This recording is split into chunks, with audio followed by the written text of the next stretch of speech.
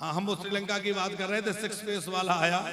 अच्छा, वो राम कथा भी बड़ी अजीब सुना रहा था। जो गाइड था हमें दिखाता था, तो वो अशोक वाटिका ले गया। तो अशोक वाटिका में अभी भी हनुमान जी के चरणों का चिन्ह बना हुआ है। ऐसे खूब बड़ा सा एक चट्टान पर पैर का निशान बना हुआ है। तो सब दिखाते हैं कि हनुमान जी के पैर का निशान है। हनुमान जी जब आए तो यहाँ कूदे थे। तो वो सुनाने वाला सुनाता था, इंडिया से मंकी आया, इधर जंप किया, रावण ने भगा दिया तो चला गया। हमने कहा अरे मूर्ख, ऐसे नहीं चला गया, रावण की पूरी लंका जला के गया था। वो मंकी कोई साधारण नहीं था, उनको पता ही नहीं कौन था। बोले इंडिया से मंकी आ गया, इधर जंप किया। हमने कहा जंप नहीं किया, तुम्हारे रावण की लंका लगा गया, पूरी लंका को जला के गए। अच्छा, वो लोग आज भी ये नहीं मानते कि रावण मर गया। रावण कहाँ गया? हमने पूछा रावण कहाँ गया? बोले सो रहा है। तो हमने कहा जगाओ, अब कब तक सोएगा?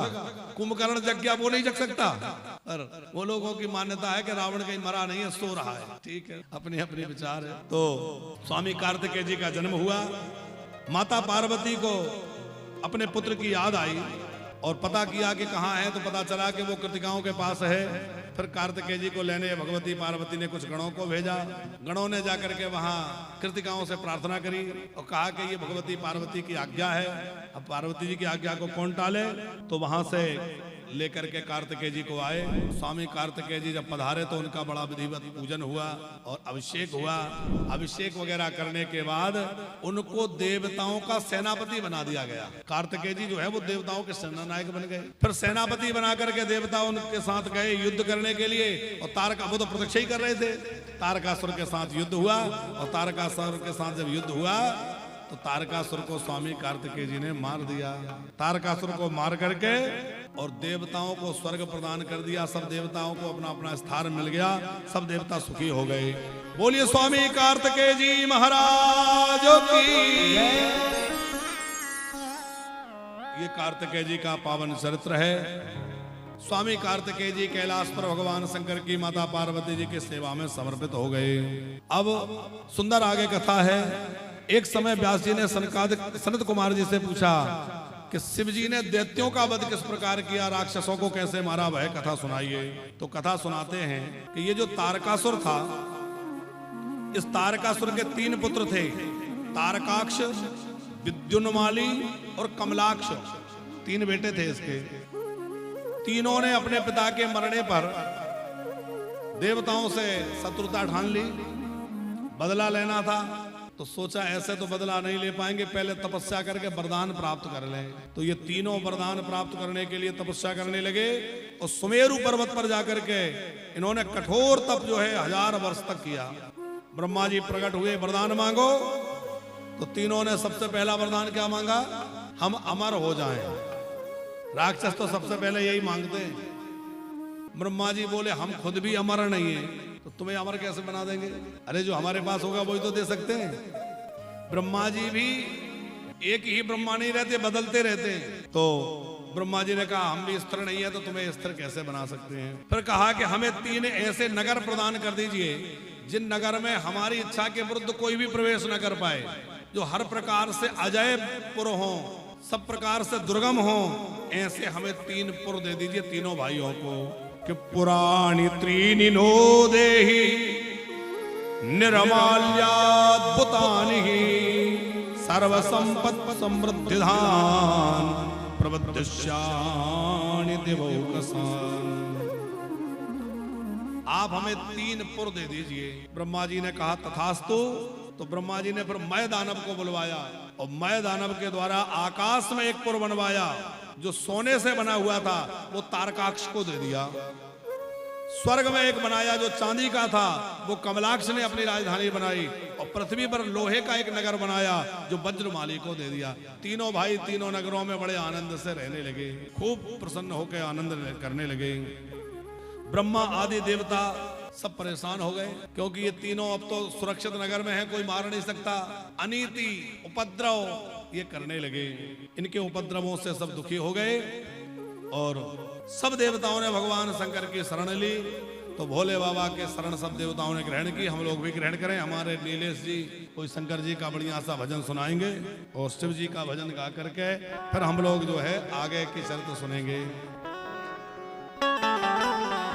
बोलो शंकर भगवान की जय। लुटा दिया भंडार भोले बाबा ने, कर दिया माला माल भोले बाबा ने। लुटा दिया भंडार भोले बाबा ने, कर दिया माला माल भोले बाबा ने। ओ भोले बाबा ने, ओ काशी वाले ने, ओ भोले बाबा ने, काशी वाले ने। लुटा दिया भंडार भोले बाबा ने, कर दिया माला माल काशी वाले ने। लुटा दिया भंडार भोले बाबा ने, कर दिया माला माल। हर हर महादेव।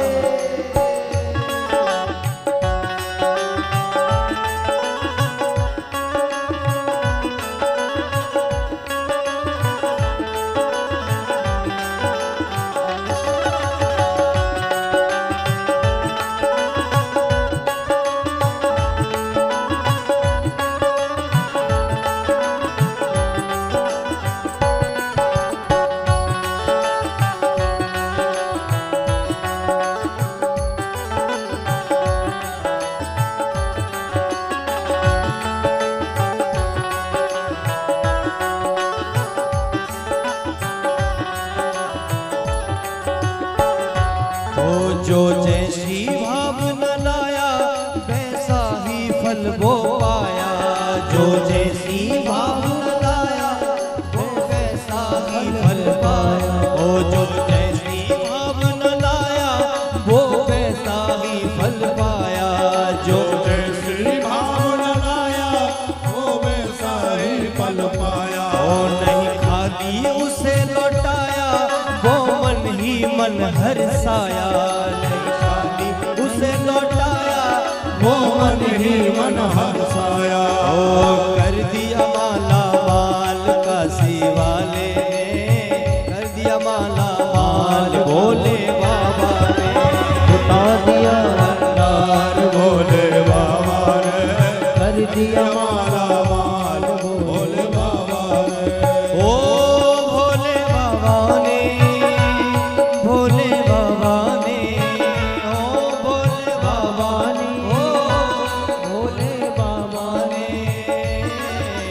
लुटा दिया भंडार भोले बाबा ने, कर दिया माला माल काशी वाले ने। लुटा दिया भंडार भोले बाबा ने, कर दिया माला माल भोले। हर हर महादेव शंभो।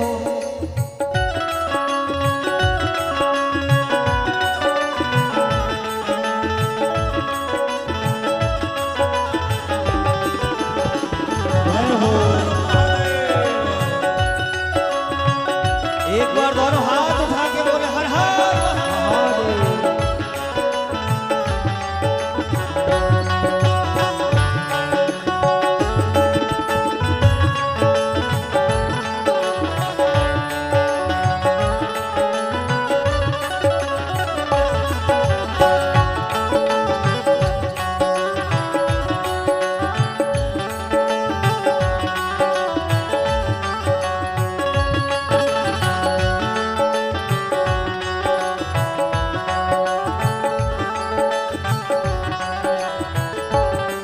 जो लगन लगाया सच्ची है उसकी नाव न अटकी।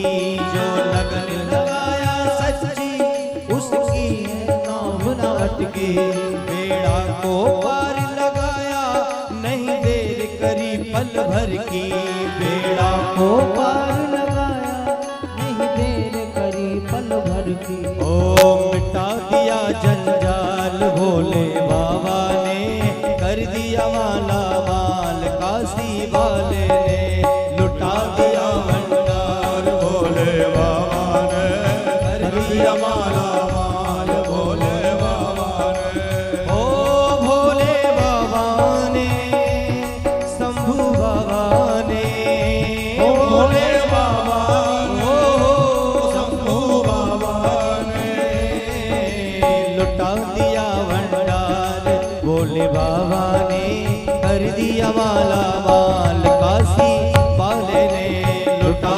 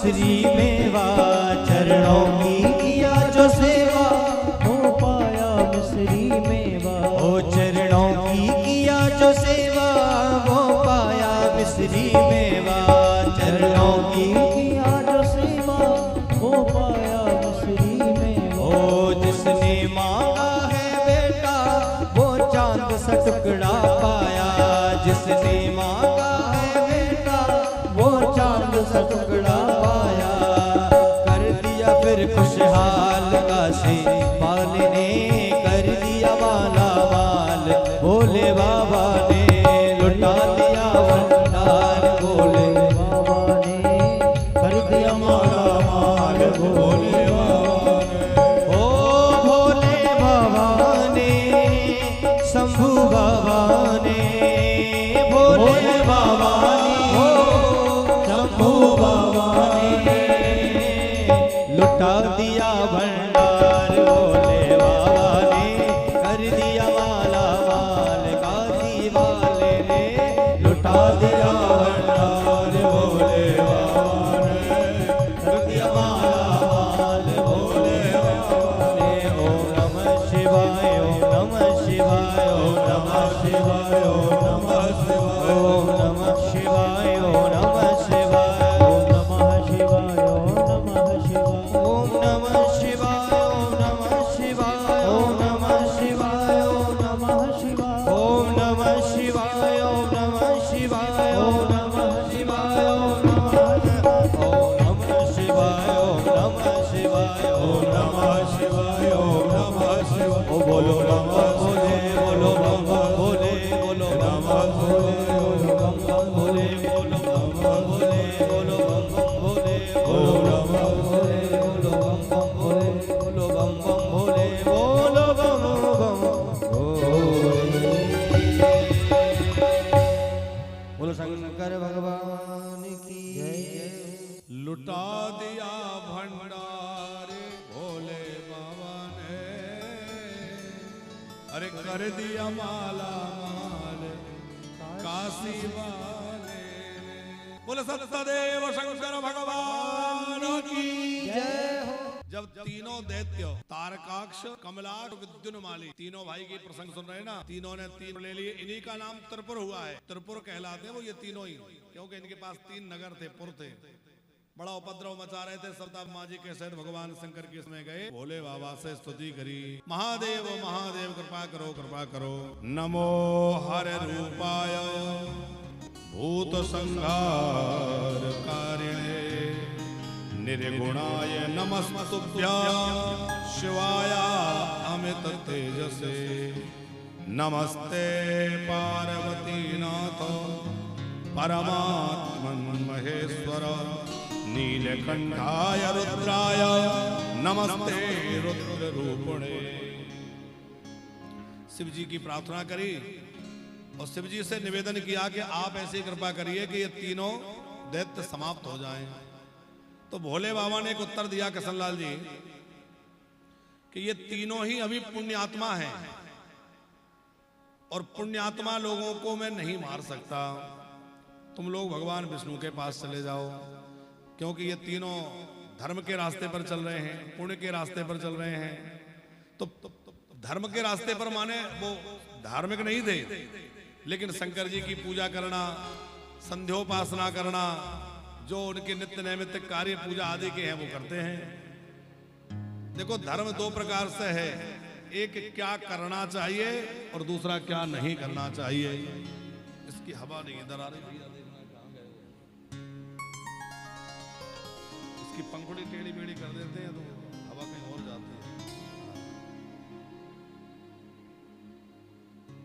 तो भोले बाबा, हाँ, दो प्रकार के धर्म है, एक विधि धर्म, एक निषेध धर्म। विधि धर्म का मतलब है क्या करें, और निषेध धर्म का मतलब है क्या ना करें। तो राक्षसों में इनमें विधि धर्म तो था कि पूजा करते थे, रुद्राभिषेक करते थे, संध्या बंदन करते थे, लेकिन निषेध धर्म नहीं था। लोगों को सताए ना, लोगों को दुखी ना करें, लूटे ना, मारे ना, परेशान ना करें, वो नहीं था। लोगों को मारना, पीटना, सताना, दुखी करना। हम लोगों की हालत भी तो ऐसी है। थोड़ा बहुत पूजन भजन तो लोग करते हैं, लेकिन जो नहीं करना चाहिए उससे नहीं बचते, वो भी सब करते हैं। झूठ बोलना, चोरी करना, छलना, कपट करना, ये सब करते हैं कि नहीं। देवता भगवान विष्णु की शरण में गए। भगवान विष्णु ने कहा कि भगवान शंकर के भक्त हैं, हम क्या कर सकते हैं। फिर सोचा कुछ करते हैं, तो देवताओं से यज्ञ करने के लिए कहा। देवताओं ने यज्ञ किया। उस यज्ञ में से कुछ भूतगण प्रकट हुए और उनको त्रिपुर में के पास भेजा। त्रिपुर के पास जब भूतगण गए तो वो त्रिपुर के प्रभाव से जल करके भस्म हो गए, पुर में प्रवेश ही नहीं कर पाए। देवताओं ने फिर भगवान विष्णु से प्रार्थना करी। तब भगवान विष्णु ने एक मुंडी को प्रकट किया और उस मुंडी को एक ग्रंथ दिया, एक पुस्तक दी। उसमें 16,000 मंत्र थे, श्लोक थे 16,000। उसमें क्या लिखा था?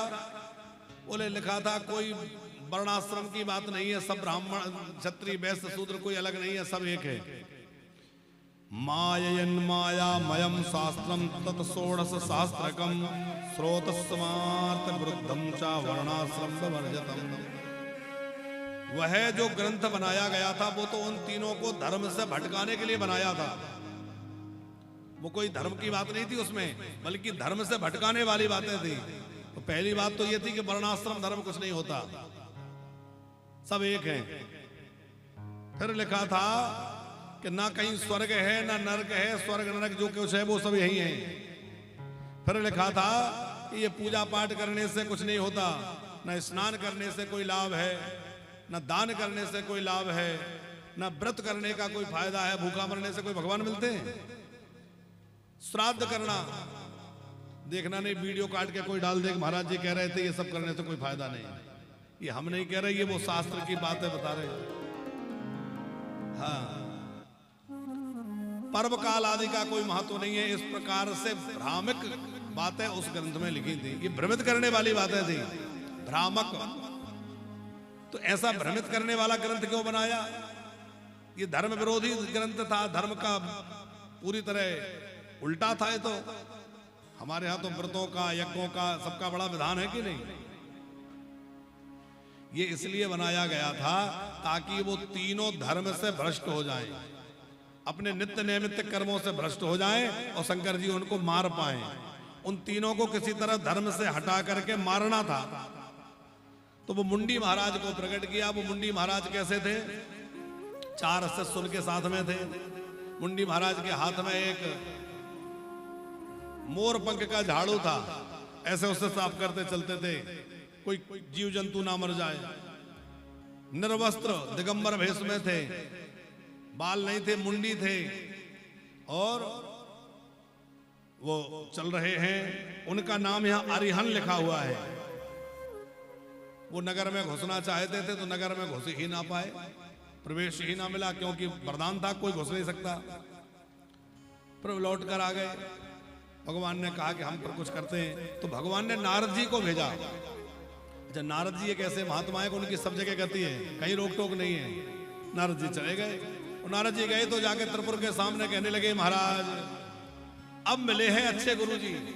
अभी तक तो हम ऐसे ही भटक रहे थे, अब तो हमें ऐसे गुरुजी मिल गए कि जीवन धन्य हो गया। बड़ी प्रशंसा करने लगे नारद जी। तो त्रिपुर ने पूछा, ऐसे कौन से गुरुजी मिल गए जिससे आप इतने धन्य हो गए? अरे बोले क्या बताएं, एक बड़े सिद्ध महापुरुष हैं, मुंडी महाराज, अरिहन महाराज। उनकी शरण में जाके तो हमारा जीवन ही धन्य हो गया। बोले महाराज ऐसे महाराज के हमें भी दर्शन कराओ, ऐसे गुरुजी के दर्शन हमें भी होना चाहिए। बोले प्रार्थना करते हैं, आ जाएंगे तो बुलाते हैं। अब वो तो सब योजना तो थी, बुलाना तो था ही, बुला लिया। त्रिपुर ने उनका खूब सत्कार किया, आदर करा, पूजन करी और कहा कि हमें भी कुछ उपदेश करिए। वो बोले ऐसे उपदेश नहीं करते हमारे किसी को।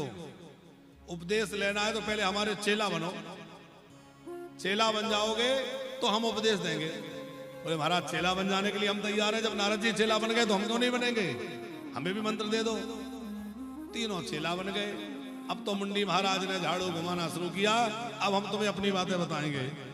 पहले अच्छी बातें बताई, जब तो लोग भ्रमित होंगे। कहा अहिंसा परमो धर्मा पापात्मा प्रपीडनम। अहिंसा ही परम धर्म है और कोई धर्म नहीं है। बाकी ये स्नान करने की कोई आवश्यकता नहीं है, नहाओ तो ठीक है, ना नहाओ तो ठीक है। दान वान करने से कुछ नहीं होता। ये व्रतों का कोई लाभ नहीं है। श्राद्ध वगैरह ये मरे मराए लोग कहाँ खाने आएंगे? कहाँ चक्कर में पड़े हो, मरे लोगों के लिए पानी दे रहे हो, भोजन दे रहे हो, वो कहाँ आएंगे? ये श्राद्ध बंद करो। ये पर्व काल, ये शिवरात्रि आ गई तो पूजा कर रहे हैं, ये नवरात्रि आ गई तो पूजा कर रहे हैं, ये सब कुछ नहीं होता, सब पंडितों के बनाए ढोंग हैं। ऐसे सब बताने लग गए। आजकल यही तो हो रहा है सब। पर्वों के लिए भी ये कहा जा रहा है। कल ही हमारे भारत के एक राजनीतिक व्यक्ति ने बयान दिया है, पुष्पेंद्र जी, वो तोमर, क्या नाम है उनका, प्रीतम सिंह लोधी ने एक बयान दिया कि ये कथाएं करना, पूजा कराना, ये सब पंडितों का ढोंग है, लोगों से धन ऐंठने की बातें, और कुछ ऐसी बातें भी कही जो मंच से कहना भी बड़ा मुश्किल है। ये सब महिलाओं को बरगलाने के लिए करते हैं, महिलाओं को बुला के आगे बिठा लेते हैं, जाने क्या क्या कहा उसने। हम तो नाम लेके कह रहे हैं किसने कहा, अखबार में छपा है। बताओ कैसी बुद्धि खराब हो गई इन लोगों की। ये अपनी राजनीतिक महत्वाकांक्षा को पूरा करने के लिए इतनी ओछी राजनीति कर रहे हैं कि इन्हें ये भी समझ में नहीं आ रहा है कि हम अपने हाथों से अपने पैरों पर कुल्हाड़ी मार रहे हैं। देखो, आज जो ब्राह्मणों का विरोध तमाम लोग कर रहे हैं, वो एक बात कान खोलकर सुन लें कि आज यदि सनातन धर्म जीवित बचा है तो वो ब्राह्मणों के कारण बचा हुआ है। साहब, ब्राह्मणों ने यदि बलिदान न दिया होता तो आज सनातन बचा ना होता। किशनलाल जी, जब मुगलों का आक्रमण हुआ, अंग्रेजों का अत्याचार हुआ, तो लोग अपनी जमीनें बचाने में लगे थे, कोई अपनी जायदाद बचाने में लगा था, कोई अपने संपत्ति बचाने में लगा था। लेकिन एक ब्राह्मण ऐसे थे जो अपने पुराणों को बचाने में लगे थे, वेदों को बचाने में लगे थे और अपने धर्म को बचाने में लगे थे।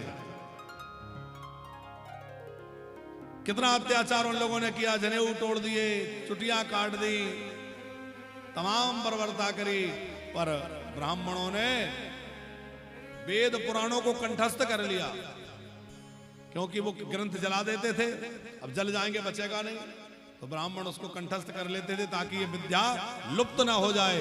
और कंठस्थ कर करके उन्होंने उसको बचाकर रखा और जीवंत रख करके आज भी उसको चलाया जा रहा है। तो जिनके कारण सनातन बचा, जिनके कारण ये सब हुआ, आज उन्हीं के लिए पूरी समाज विरोध में आकर के और जाने मर्जी कुछ भी कह रहे हैं। अब तो ये भी कह दिया जा रहा है कि ब्राह्मण बाहर से आए, ये तो बाहर के हैं, विदेशी हैं, ऐसा भी कहा जा रहा है। भगवान जाने किसका मुंह कौन रोक सकता है। तो यहां यही सब बातें कही गई मुंडी महाराज के द्वारा, और इस तरह से समझा करके कही गई कि त्रिपुर को लगा महाराज बिल्कुल ठीक कह रहे हैं, हम तो पागल हैं जो कुंटलों घी हमने आगी में डाल दिया। अरे हमारे शरीर में जाता तो हम बढ़िया हष्ट पुष्ट हो जाते, अपने लोगों को खिलाते, हमने आगी में बहा दिया, जला दिया। अभी भी लोग कहते हैं ना, शंकर जी पे दूध क्यों चढ़ा रहे हो, आगी में घी क्यों डाल रहे हो, ये सब ज्ञान फैलने वाले आज भी बहुत हैं। पर भैया, शिव जी को दूध चढ़ाना या अग्नि में होम करना, ये वैसा ही है जैसे खेत में कोई किसान बीज डालता है। अब कोई किसान खेत में बीज डाल रहा है, नामदेव जी, और बीज डालते देख करके कोई कहे कि ये बड़ा मूर्ख है, सारा अनाज खेत में मिट्टी में फेंक दिया, ये पूरा अनाज मिट्टी में फेंक दिया इसने। तो आप बताओ, किसान ने मिट्टी में फेंक दिया कि और अन्न उत्पन्न करने की व्यवस्था कर दी? मिट्टी में जब अनाज डालेगा तभी तो अनाज और पैदा होगा। उसी प्रकार भैया, ये प्रकृति के पदार्थों को जब परमात्मा को अर्पण करोगे तभी प्रकृति स्वस्थ रहेगी, तभी प्रकृति समृद्ध रहेगी और तभी प्रकृति हरी भरी रहेगी। तो वो तीनों ने उन नए गुरुजी की बातों में आकर शिव जी की पूजा छोड़ दी, संध्योपासना छोड़ दिया, श्राद्ध तर्पण आदि छोड़ दिया। सब कर्म जब बंद हो गए तो राज्य लक्ष्मी तीनों भाइयों को छोड़ करके वहां से चली गई। अब राज्य लक्ष्मी चली गई, धर्म भ्रष्ट हो गए वो तीनों।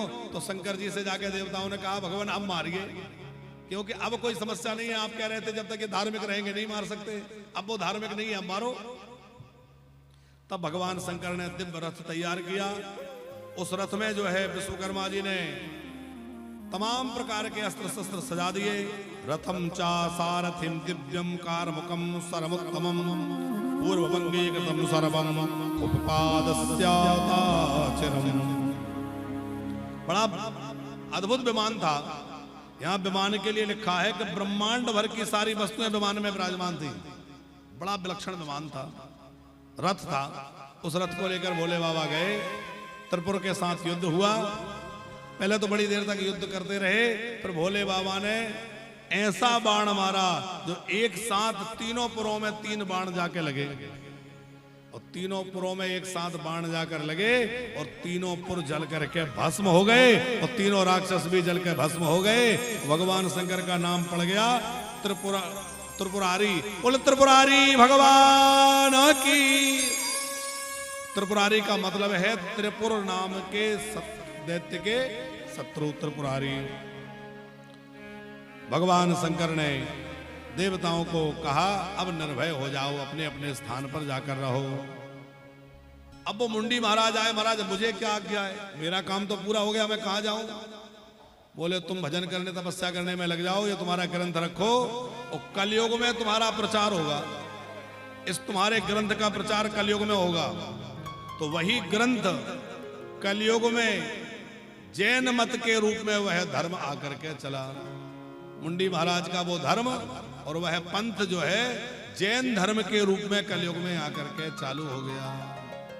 जैन धर्म में भी नहाने धोने की ज्यादा चक्कर में नहीं रहते, वहां भी बस केवल एक ही बात है, बोले अहिंसा परमो धर्मा, बाकी सब कुछ नहीं। तो ये सब कथा भगवान शंकर की सुनाई। उसके बाद जलंधर का वृतांत सुनाया है। एक बार इंद्र और बृहस्पति जी कैलाश पर भगवान शिव का दर्शन करने जा रहे थे। भोले बाबा ने इंद्र की परीक्षा ली, रास्ते में बैठ गए।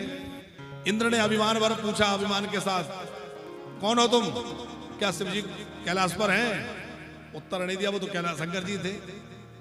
जैसे ही इंद्र ने उनको मारना चाहा, इंद्र को स्तब्ध कर दिया।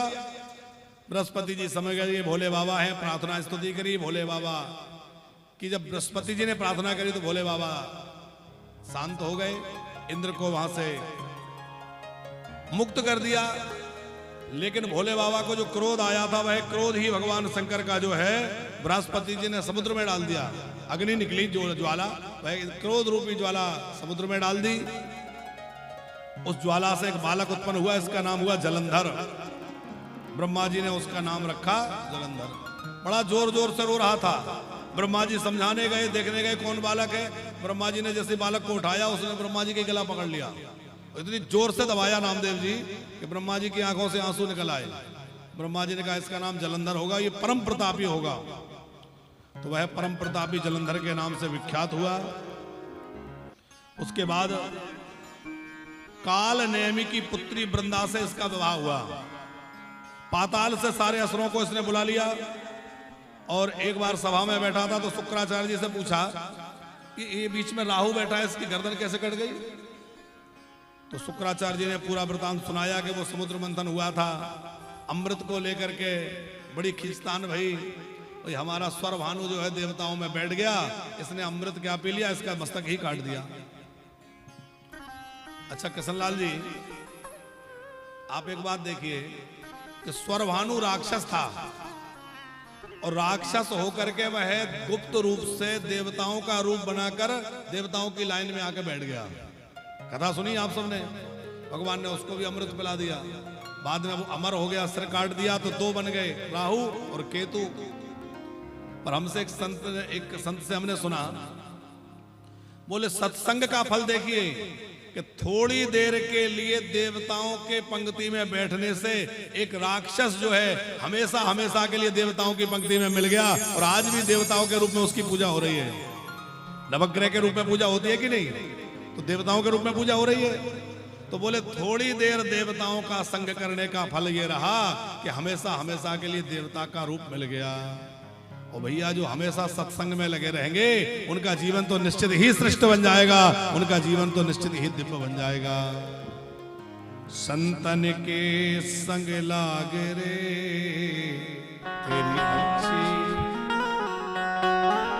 अच्छी बनेगी, तेरी बिगड़ी बनेगी, अच्छी बनेगी तेरी बिगड़ी बनेगी।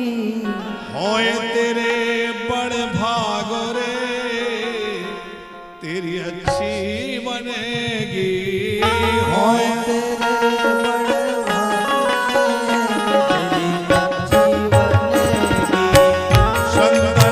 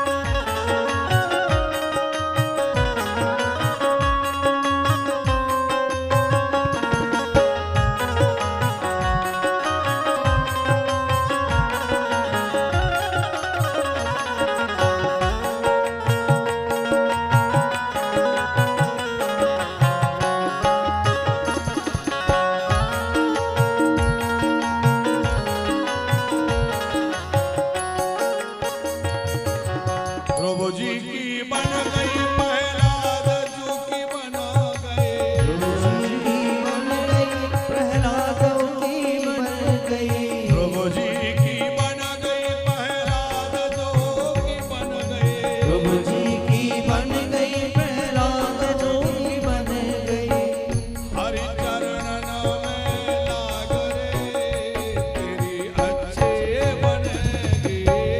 हरि चरणन में लाग रे तेरी अच्छी बनेगी। ओ संतन के संग लाग रे तेरी अच्छी बनेगी।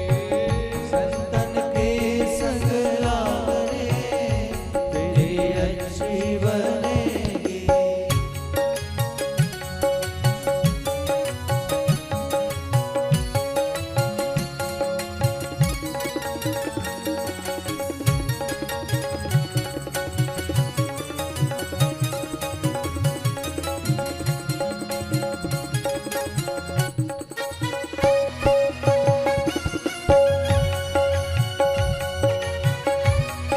भक्त वत्सल भगवान की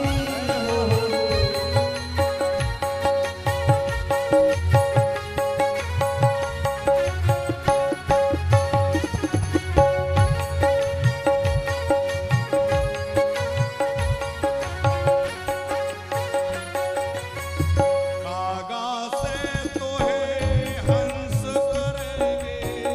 कागा से तोहे हंस करेंगे।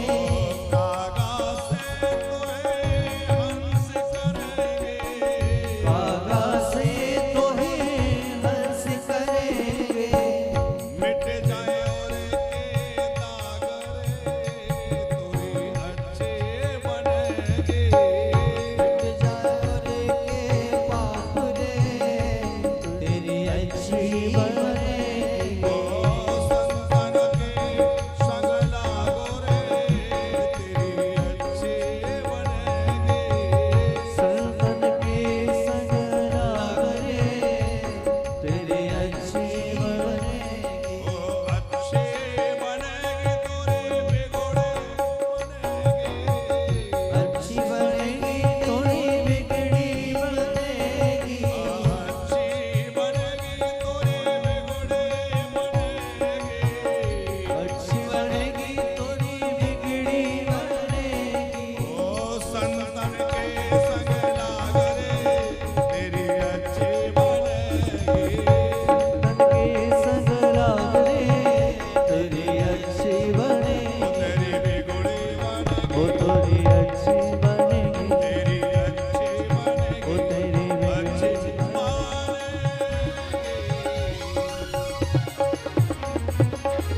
बोल भक्त वत्सल भगवान की। अच्छा, चिरंजीव रामांश जी शाम के सत्र में भागवत कर रहे हैं। आप में से कितने लोग बैठते हैं भागवत जी में? वाह, लगभग सभी बैठते हैं। तो आनंद आ रहा है कि नहीं आ रहा है? बढ़िया आनंद आ रहा है। अब देखो, वानप्रस्थ के लिए डबल इंजन की व्यवस्था हो गई है। तो अब भाई ये है कि हम बाहर रहें तो ये सत्संग सुनाए, ये रहें तो हम सुनाए। अभी अधिक मास में भी दोनों कथा का लाभ मिलेगा। ये कथा तो कल विश्राम हो जाएगी। 27 तारीख से यहाँ श्री भक्तमाल जी की कथा होगी। उसमें भी बीच बीच में चिरंजीव रामांश जो है अपना कुछ सत्संग सुनाएंगे, कोई संत चरित्र ये भी बीच बीच में सुनाते रहेंगे भक्तमाल जी की कथा में भी।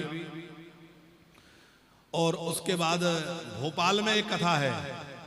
भोपाल में श्री राम कथा का आयोजन 5 मई से 11 मई तक रहेगा। उसके बाद जब भोपाल से वापसी होगी तो फिर डबल कथा होगी, क्योंकि बीच का जो गैप है उसको तो भरना है। बीच में सत्संग छूट गया तो फिर डबल डबल मिलेगा। तो फिर जो है 17 तारीख से चिरंजीव रामांश भागवत जी की कथा सुनाएंगे और 18 तारीख से हम राम कथा सुनाएंगे। अब आप लोगों को ये बताना है कि ज्यादा बढ़िया कौन की लगेगी है? अच्छा सच्ची बताओ, ज्यादा आनंद किसकी कथा में आता है?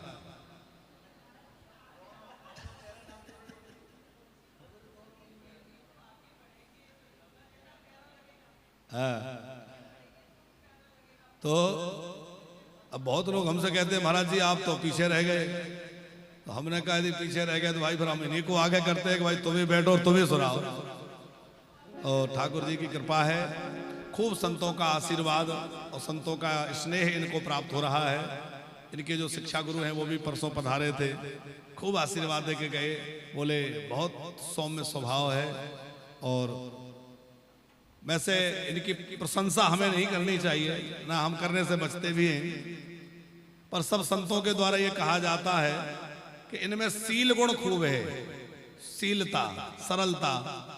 और जिसके अंदर सील गुण बना रहे तो उसके अंदर सब सद्गुण आ जाते हैं, और व्यक्ति अभिमानी बना रहे तो सारे गुण होकर भी दुर्गुण बन जाते हैं, वो अच्छे गुण भी दुर्गुण में बदल जाते हैं। तो हम तो यही कहेंगे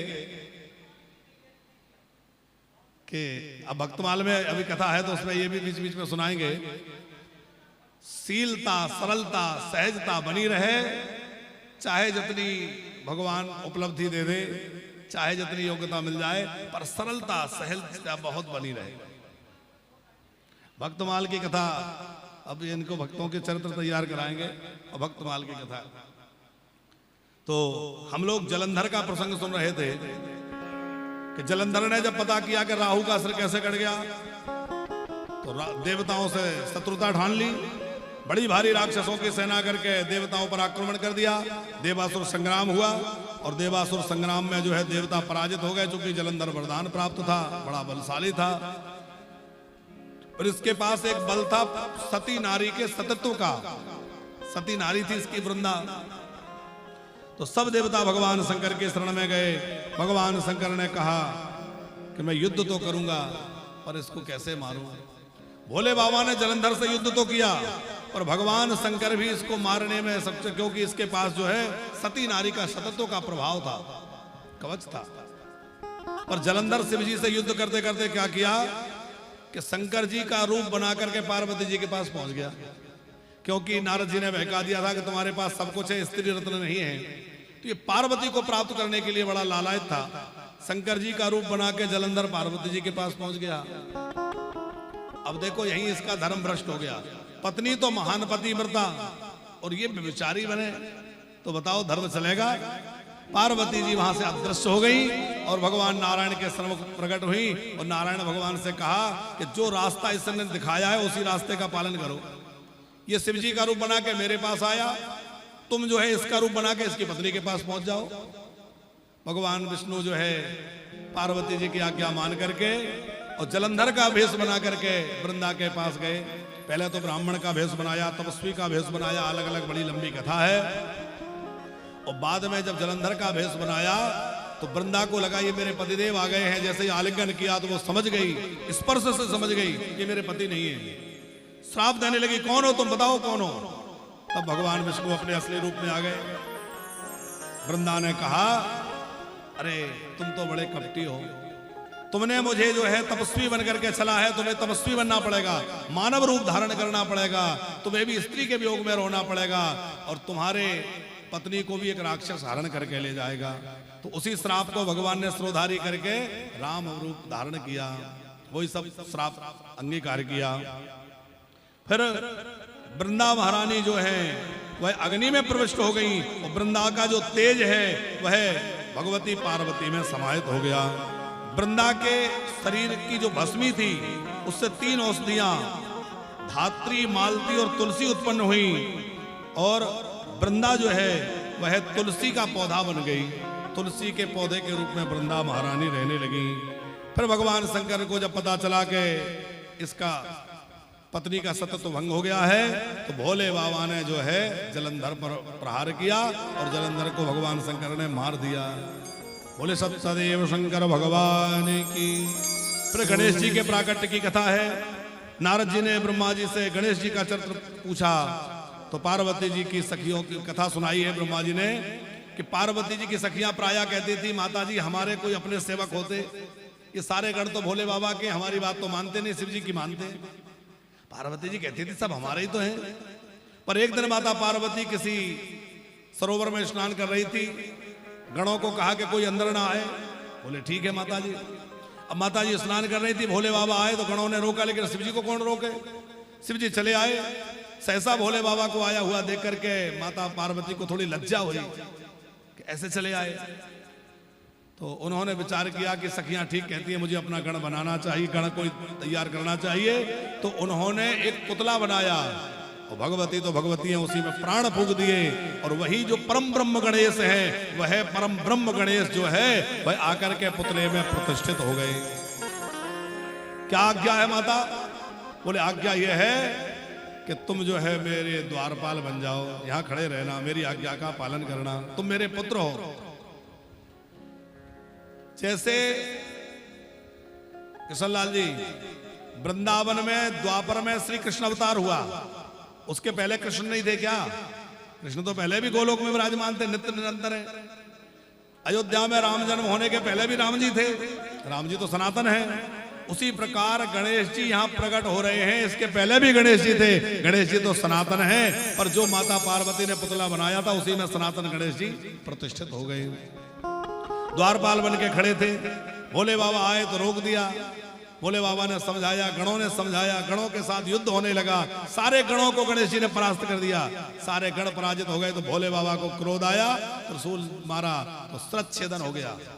और माता पार्वती को पता चला कि सिर कट गया तो बड़ी कुपित हो गई, लगता था कि प्रलय मचा देंगी, पृथ्वी कांपने लगी।